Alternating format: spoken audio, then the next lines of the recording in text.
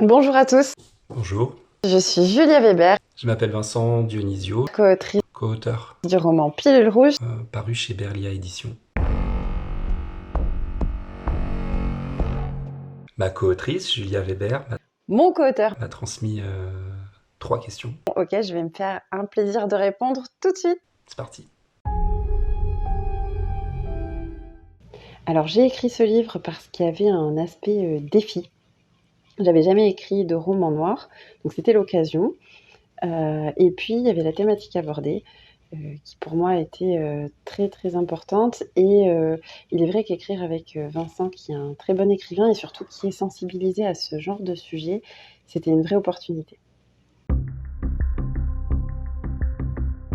Alors, l'histoire, elle est venue en fait de plusieurs faits divers, de féminicides en fait. Euh, Derrière ces crimes, en fait, enfin, il y avait une haine, il y avait une colère, mais il y avait aussi une idéologie. Enfin, ça m'a intéressé d'aller me renseigner un peu sur toute cette espèce de construction d'idées autour de la haine des femmes, en fait, qui est vraiment intellectualisée par un certain nombre de personnes. Et puis, au fil des recherches, j'ai découvert que non seulement ça existait, mais qu'en plus c'était quand même assez fort, assez bien construit en ligne en tout cas. Et donc voilà, je me disais que, enfin, je voulais écrire un polar, un thriller, un roman un peu noir, et je me suis dit, c'est un peu l'occasion de joindre à la fois la construction de quelque chose qui tourne autour d'un acte criminel, et puis d'exposer un petit peu, de donner à voir cette idéologie qui existe, quoi, et qui est super dangereuse. Alors effectivement, il a fallu faire quelques recherches. D'abord, il y a eu, tout l'aspect, procédure judiciaire. Il y a eu aussi, des questions comme, la prescription pour certains crimes.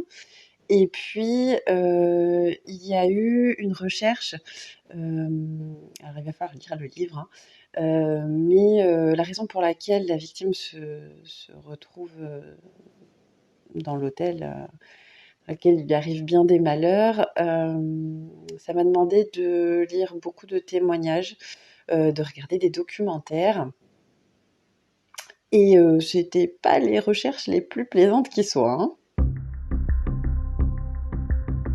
Ça faisait un moment que je voulais écrire un roman à 4 mains, mais en fait, je me demandais comment faire en termes pratico-pratiques, puisque jusque-là, j'avais écrit que des histoires avec une temporalité unique. Là, on a 2 temporalités, ça me paraissait plutôt plus simple, techniquement, d'écrire un roman où quelqu'un s'occuperait d'une partie et l'autre de l'autre. Après, voilà, avec Julia, ça s'est fait un peu naturellement, parce que j'aime beaucoup ce qu'elle écrit. Et puis du coup, c'était un peu l'occasion aussi pour nous deux de nous essayer à un genre qu'on n'avait pas essayé avant. Euh, et puis voilà quoi. Mais c'était une chouette expérience. Je suis toujours très, très nulle, à choisir une seule chose, faire un choix en fait. Hem, peut-être, faites gaffe aux valeurs que vous inculquez à vos enfants? Le message, il est, à mon sens, assez clair. C'est que. Enfin, il y a aujourd'hui en France, dans d'autres pays aussi, hein, bien sûr, mais en France en tout cas, toute une frange idéologique extrêmement dangereuse qui vise à considérer que la domination de l'homme sur la femme est naturelle et que cette domination peut prendre des proportions physiques, sexuelles, criminelles, en général. Donc c'est quelque chose enfin, dont j'entends pas trop parler et je trouve ça inquiétant, en fait, qu'on soit plus à considérer que le féminisme est dangereux et que de l'autre côté, on a quelque chose qui traumatise et dont on ne parle quasiment pas en fait. Donc le message du livre, c'est des personnages comme ça, ils existent dans la réalité. Ils existent vraiment. Même si ça peut paraître caricatural, enfin, c'est un peu ce qui est dit en prologue du bouquin. ces gens-là existent.